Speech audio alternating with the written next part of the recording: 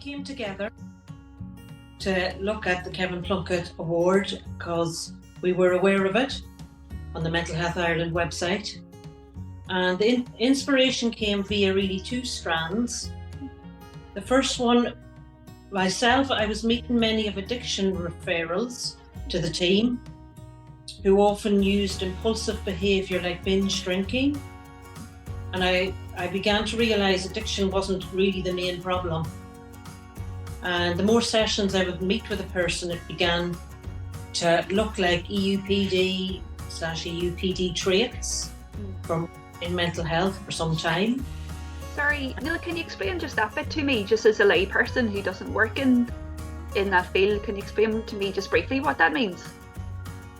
Well, sort of nine symptoms of EUPD, borderline, you could call it different, the 9 symptoms. Do you want me to list them? No, I'm just interested. I'm just kind of curious as to what, just the definition of it. Yes, well, I would begin to notice maybe somebody that came the week before would be completely different in their presentation the next week. Okay. Plans had changed, the mood was very low, just different symptoms that you begin to notice as you began to build a therapeutic relationship with them. Different things that were going on in their life, like different chaos that began actually look like it began to look like EUPD. Now you wouldn't immediately jump to that conclusion, but see, not everybody would be an inpatient, or two of the areas is self-harm, suicidal behaviours. Sometimes those parts, it's not everybody would meet that. Yeah. So you'd have to have like your experience, and you'd have to be quite aware of everyone's individual therapeutic kind of case and background, and your experience in spotting the different presentations. So how long have you worked in this field that you kind of would be in tune to recognising that? Homelessness nurse 10 years with many of the hospitals, so you would have seen EUPD a lot due to family breakdown and sometimes chaos that led to homelessness. So I suppose that's when I first began to really notice it. Okay, so that was part of the inspiration, I guess, for the project of your own work in it. As well as that, there wouldn't be people that would be daily drinking that met the alcohol addiction. It can be binge drinking, and binge drinking is something part of EUPD. Impulsive nature. Quite complex then. Complex, yes. Not something you'd say to somebody. Even a psychiatrist may not diagnose it for some time, but it'd often be query on their notes. So take note of that as well. So sorry, Nuala, go on. You were explaining just the project then, and the kind of the inspiration and the idea for the project. And just to say, I thought maybe the diagnosis was going undetected, and often the unaware, and like awareness it's just a wonderful thing to have when a person's aware of it. And some people would be saying to me, "What's wrong with me?" And me not being able to say, well, like it's a hard thing even to tell somebody you have EUPD. And following on from Nuala, Carmen, I'm one of the nurses, so we run a women's group, and EUPD, obviously emotionally unstable personality disorder, was previously known as borderline personality disorder.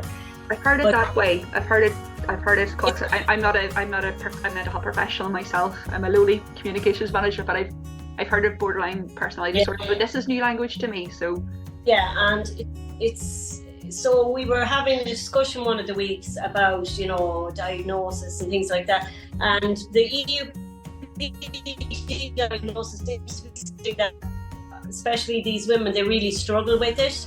It could be the wording, emotionally unstable, and then because you have emotional difficulties, relationship it's always nearly spans a negative result. It's something that people really, really struggle with when they're given the diagnosis. So Nuala came up with the idea that, we could develop something more positive around the actual diagnosis, that people wouldn't be as triggered by it, even the wording, and that, it was something that they'd be able to accept easier. Yeah. And can you explain a bit about what the project is? Like, if you were to meet a funder in an elevator, this is how it's described, kind of elevator pitch, or if you were to describe the project in a few lines, or someone like to a lay person like me, how would you describe it, and maybe how it can help? I think it's educational for, like, a person would be aware of some symptoms that they're having in life. Yeah. Sometimes there can be fallouts with work, starting several jobs, something happening, having to leave. The person would know something is going on, which is why I used to hear that phrase, "What's wrong with me?" So sometimes the educational piece is really useful. They say knowledge is power, really, isn't it? So that educational piece can be, or the awareness piece can be very empowering, I can imagine, or it's half the battle, really, isn't it? Like you say, that question, what's wrong with me, to be lost like that and to not know. To know where it came from. Maybe if you go back into their childhood, or something that there's a reason, maybe that they have become that they are suffering from this, that it's not necessarily their fault. It's coming from somewhere. Yeah. And that as well, like, one of the benefits of getting funding to create a leaflet in this case is then a wider audience. So not just for the service users to get a better understanding, but also to be able to give it to people in their lives, or for the general population or people in the waiting room. So the more people around this presentation, more likely to be able to accept it or support the person. And especially if it's in leaflet form, we'd be able to hopefully eventually get funding, we could get it translated. So it would help kind of remove the barriers that way for people that are non-English speaking coming to service. Yeah, that's very important, isn't it? We had our Hello, How Are You campaign on Thursday there, and we had the resources in different languages. I can't remember exactly how many, but that was important for us because it's the accessibility piece, isn't it, of there's no point having this literature if only a certain percentage of the priority needs or priority groups or population can access it. So can you tell me, with the funding from the Kevin Plunkett, what would be the next steps of the project? Is it the kind of the tangible or the logistic piece of what it might look like, where to go, for printing, all that? What would be the next steps? Because it must be quite exciting to kind of have something you've worked on so hard to go, okay, we're in a position now to have it realised. And Sandra has a service user in mind who has a UPD to be part of it, and put this leaflet together, pamphlet, whatever, we'll just do it together, bring our ideas together, I guess. It'll be the first stage. So in the team, is it yourselves and then the service users? So there's like the co-production coming in there of that voice, which is very important. Recovery lines, Yeah. What would you say to someone who was thinking about applying for funding, or for kind of, maybe was on the start of a project, who would think, oh, I'm not going to get very far with this, or this isn't possible? Or would you have any kind of words of encouragement for someone who has this idea that's going to help people, but not sure kind of what the next steps would be in that? Was this for the funding or just? I guess just, because you had an idea, and within your experience and your background, you knew what the need was and where there was a gap. So would you have any words of like encouragement or advice for someone who is maybe in the same position as you, that kind of in their line of work have seen a gap, but are just maybe lack the confidence or, the funding to go forward with it?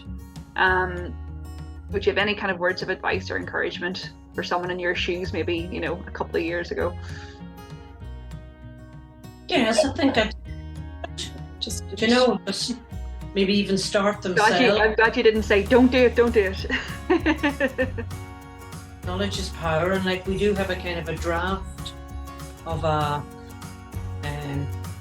the beginnings of what we were looking at. You know, symptoms, the 9 symptoms, you'd be looking at the good points. Yeah. Because everybody is, it's not all doom and gloom, like just with EUPD, like the brilliant creative in their lives, they're full of empathy. There's, we're going to hopefully include in this leaflet the positives. Yeah. And show the symptoms as well. And Yeah. I think back to hospital staff, I know they like this very useful. Yeah, and like you said, just it's allowing people a brighter outlook, isn't it? Which can be very empowering.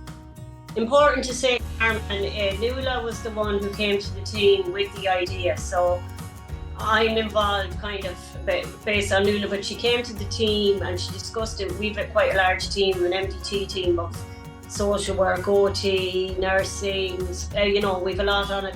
So in fairness to Nuala, she brought it to the team and we discussed it along with her, so everyone is on board. We have an OT that will be helping out you, she's just not here today. But it's about, involving everybody, and service user obviously came in as well. But Nuala has been pushing it, so it's probably good to have somebody that is kind of manning the ship, and then the rest of us came on board. But yeah, definitely, we're excited about it. Yeah, it's great to have those different skill sets, isn't it, and the different kind of work streams coming together, and especially the voice of the lived experience as well. That's great. Is there anything else that you would like to add, just for information around your project, or anything else that I haven't covered? Well, maybe Yeah. what to do. Oh yes, yeah. One we discovered when we were looking about, when we were applying with yourself, St. Patrick's Hospital has an EUPD clinic, and we'd hope to do a placement visit there. Right. Be all ideas we'll be researching and coming together, because once we have the leaflet put together and off to print, then you just want to get it right. So we're going to arrange that. Yeah. Okay. We do, and we have the Bannon Centre here does run Decider Skills, which is excellent for who have the diagnosis or have queried the diagnosis. But this will be great just to see how a hospital in Dublin runs it and what they do in patients. Yeah. That's it. Nuala, when did you start working on it? Or when did you first have the idea? How long ago? The idea was about into this position, of which I'd be 2 years in it in August.